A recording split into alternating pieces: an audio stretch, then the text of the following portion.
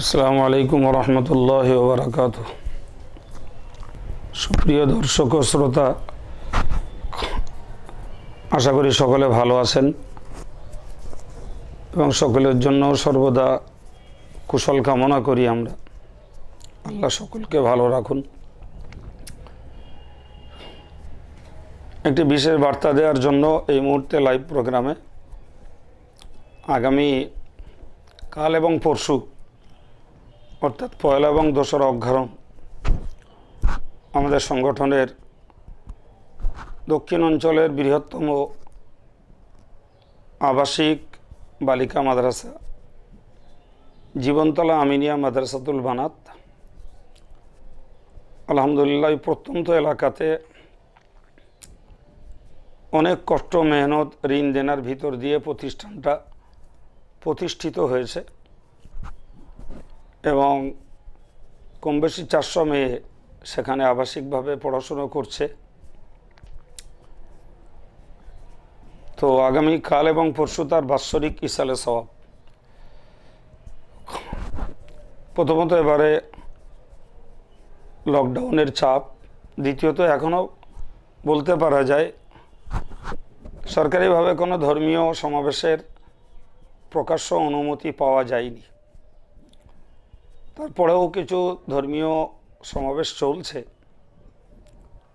হয়তো প্রশাসন বা সরকার তার উপরে বিধি আরোপ করছে না, কিন্তু বিষয়গুলোকে নিয়ে খুব বেশি হাইলাইট করা আয়োজক এবং কর্তৃপক্ষদের পক্ষে সাহস হচ্ছে না।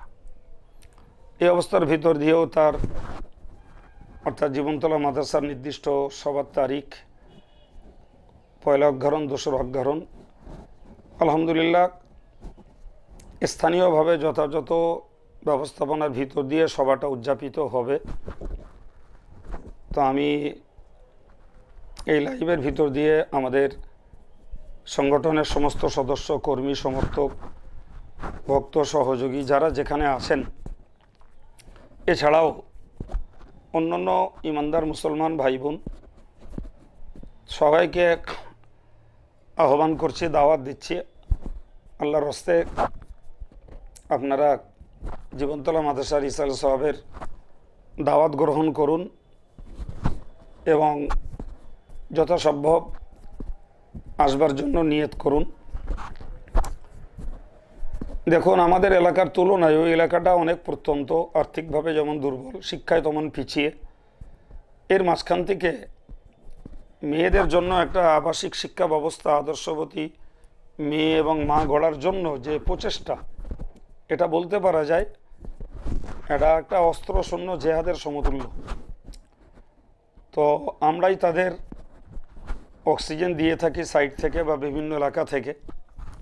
সেই জন্য আমাদের সকলকে এই প্রত্যন্ত এলাকার এই আবাসিক মহিলা শিক্ষা প্রতিষ্ঠানটিকে টিকিয়ে রাখবার জন্য দৈহিক উপস্থিতি, সার্বিক সহযোগিতা এবং যিনি যেখানেই থাকি এর সপক্ষে একটা সুপ্রচার আমাদের পক্ষ থেকে থাকাটাও যেমন শিক্ষার উন্নতি, দিনের খেদমত এবং পাশাপাশি ইসলামী শিক্ষাকে বাঁচিয়ে রাখার জন্য একটা ভালো সহায়ক হবে ইনশাআল্লাহ।